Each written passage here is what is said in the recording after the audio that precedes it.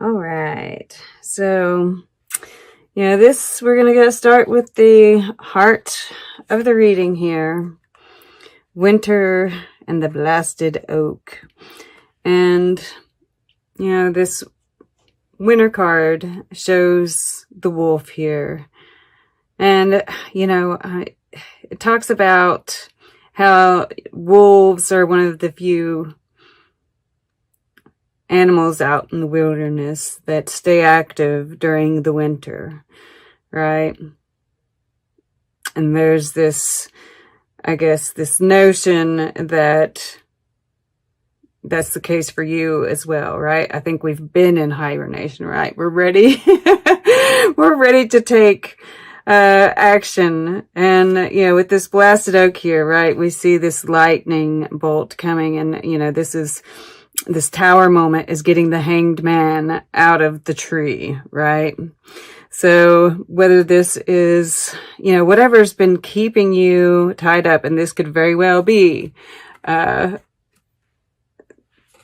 Jupiter and Saturn moving out of your sign. Now we just have Pluto there. So there is still some transformation, right? But it's not quite as intense. And I feel like, we're not going to feel as strung up and held back. This is also, when I see the lightning strike, I think of Uranus, right? I don't think it's making any aspects with any of those other planets other than conjuncting Black Moon Lilith at the same time. But for some of us, especially if this is at, I think Black Moon Lilith is at 6 degrees of Taurus. Uranus is at 7 degrees of Taurus. So you might have that in your chart. But if you don't, it doesn't matter. But yeah, and I see, we have the unseen here. Yeah, and with this Venom card, the shadow is pointing towards the past.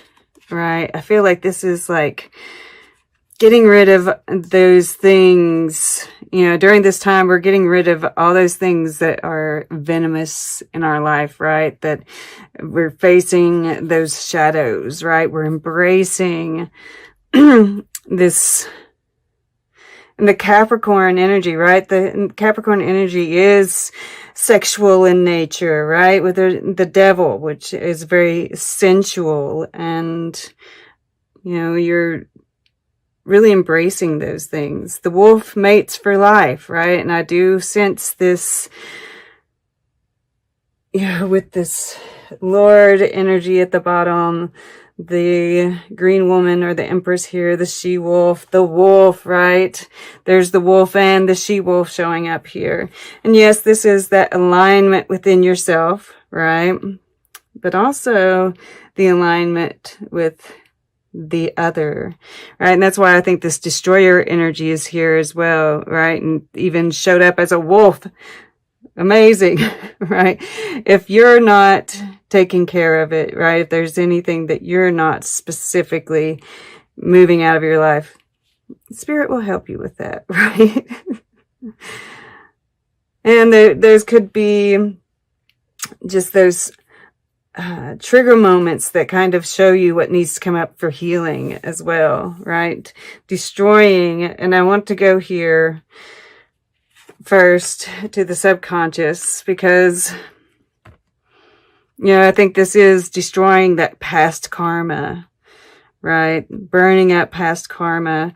And we see the butterfly here. I feel like in our sleep this is happening. We're probably having dreams of past lives. We could be having, some kind of troublesome dreams too, which I don't necessarily see here, but it's just kind of, like with this destroyer energy, it kind of comes with the territory. I don't think there'll be that many. I don't think it's going to be like anything that's really distressing. Just be aware, because Neptune, what it's doing during this time period can bring up can cause us to kind of question our purpose, question, make us insecure, all of that. So yeah, I'm looking at these 4 corners here. And that Grand Cross, which isn't a true Grand Cross, but there's a Grand Cross happening at the time of this, and it includes Neptune, it includes the North and the South Node, and it includes Vesta and Virgo, which is where that insecurity. And we're going to be a little bit too focused in on the details. So just be aware of that, right? But, you know, him showing up here, I'm really getting, like, I started thinking about the movie The Right Stuff, and there is a new series on Disney, which I haven't watched myself. I just know that it's there, but it's about one of the first missions to the moon and such. And I don't know how it happened that some of those astronauts visited one of these Aboriginal tribes in Australia, and they were like, yeah, we've been out in outer space. Yeah, we, you know, their elder had been, and there was a problem with the space capsule. I can't remember exactly what it was, but they're talking about it. And in the movie, they show this Aboriginal tribe, like, doing, because they were going to, you know, help him, right? That was part of their talk with the astronaut. And I don't know if the elder got some vision that he needed help, but they start doing this, I guess some kind of tribal dance, a ritual, and they have this bonfire going, and they're blowing up the fire, and these sparks are flying up and then up in space. You know, in the movie they show it happening, you know, in real time, right? These are happening at the same time. I don't know that would be the case, but this is true fact that he was seeing these, like, sparks, and he kept on saying it's like a bunch of lightning bugs, and it continued for an hour or so, right? It wasn't just a few seconds, a few minutes. It was quite a length of time. And they still don't know what it was. But I just, you know, I feel like this help is being given to you. And I think it's going to show up in magical ways in your reality. So stay open and watch for those kind of like small miracles, right? But if you do meditation, you're connecting. There's healing. There's healing done to the DNA, right? And then, this is so beautiful. I just love to see you wearing this energy, right? The destroyer, the wolf, the primal aspect of yourself, right? That Black Moon Lilith, the shadow feminine, completely embracing it. And this just makes you more divine, right? With this green woman here, right? We see this like image here, which once again, you know, it's like just being completely open with that sexuality, that part of you. And there's this kind of, you know, the mystic was down here in the underneath this Eros, right? The mystic. So it's like this, you're making this potion. Yeah, I really get like some witchy vibes here, some, you know, and even if you're not, you know, just, you don't have to be to have that kind of earthy, sensual, like mixing a concoction. You know, this is very creative juices here, right? And it's very white. It's very clear. So it's like we're throwing stuff in there. It's almost like this clean slate. What do we want to add? What do we want to create here? And I feel like this alchemy is going on, right? With this DNA, this healing that's going on in the subconscious. And your conscious, like creative, feminine, even masculine here, right? You're really aligning. Beautiful. Okay. So, I don't feel like I need to go into this too much. I think that we would all agree we have felt like we've had to endure quite a bit, right? But, this rock that's kind of, it's kind of reaching out like it's covering him. And then we see this Uranian energy coming through here, right? This flash that's finally reaching us here. But you've been sheltered this whole time. All of this has been for a reason, right? So, we have this happiness here in the air element. And I think with this Six of Stones here, I really feel like you're kind of thinking about, once again, it's this creative kind of energy. What is your happiness, right? What do you see as those things that make you happy, truly happy, right? What completes you? What will complete you?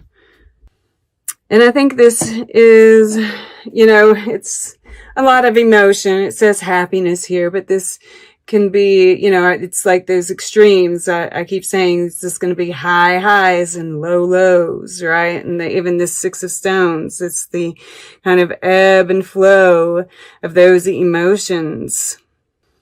So whatever we feel, it's going to be intense, right? Well, and I say feel, and over here is the water element. But I think, what we think about right now is producing emotions. And here in the earth element, this Six of Stones, right? It's this give and take. And I think there is this looking at our relationships, right? This is what's going on in your material world. And even your projects and what have you, right? What are you giving? What are you taking back? And then in this particular card, we see, right, they haven't taken care of these beehives. They've got the broken right. They have the tools, or they had the tools, but they didn't take care of it properly, right? So it's kind of like looking at, what hasn't been cared for, right? If it's not producing, are there things that you could do to bring it back to life? And is this something that just needs to be abandoned, right? Like, for some reason, I'm thinking about some of those relationships that, right, you stay in it because you think you're doing a favor to that other person. But if heart's not really in it, are you really doing a favor to that other person? And that may or may not apply to you, take what resonates. But for some reason that was coming through. But yeah. And I think there is, this promise that what you've given, right, will be returned. Or that it is. For some of you, right? Some of us were still, they are standing there waiting. And I think of I just thought about like our government right now. Right?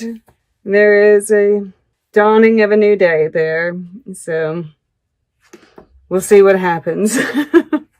But Here in the fire element, we have the stag. And once again, I'm getting these kind of shaman-like vibes, right? It's like a drum, you know, and I'm hearing the beat of a drum. And I'm feeling like, you know, this is you being on the right path. And even this card talks, you know, it's like justice. And it's about doing the right thing, but it also talks about how, you know, what we consider to be what's right and just does change over time, right? And looking at those things that need to change. And, you know, I get drawn back to the she-wolf here, right? And I feel like, and of course, the karma aspect. And I think that this is you standing strong in that very earthy, very sensual, very, I'm thinking care newness, you know, pan kind of energy. And knowing that that is right and true. There's this spiritual warrior kind of aspect to it. And then in the water element, we have 9 of vessels, generosity. And it's crossed away from this exploitation. So I feel like you know, and this, of course, is all in the midst of all of this, right? Where there's this feeling of, you know, that you're surrounding yourself with the right people, you're doing the right thing, right? And this is causing this beautiful alignment, this beautiful flow. And you're able to be more generous because of that, right? Because the 9 of vessels can be about the self, you know, and this filling up of your own, right? We see this pot, this, what is it called? Cauldron. Yes, the cauldron. And you're filling it up and it causes you to be able to be more generous. And that is because you are getting rid of those people around you that are stripping you of your energy. Right? And it just gets filled up over and over and over. Yeah, this second week here, I see you taking some action, right? Because this is the action is right there, just and right action.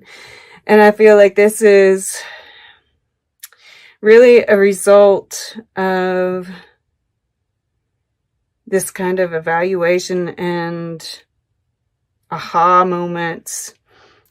And then we have, you know, the 7 of stones, healing, and in the future. And, you know, this is the green woman again. We see her represented here.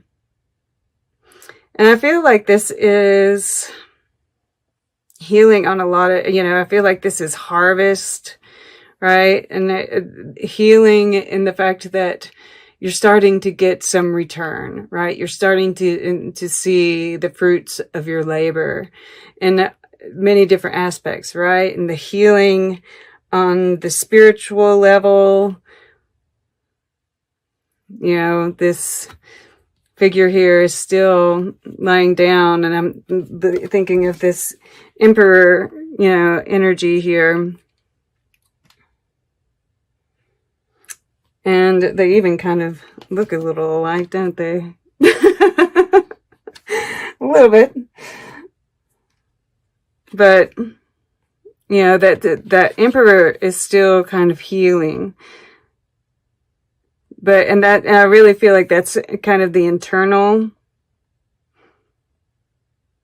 emperor. Well, you know, in all of us, that feminine is really strong and vibrant, and she's helping to heal the emperor, the wounded warrior, right? Where we've been on this road for so long. I feel like we're getting a reprieve. We're getting a time to see the fruits of our labor and sit back a little bit, not have to work so hard.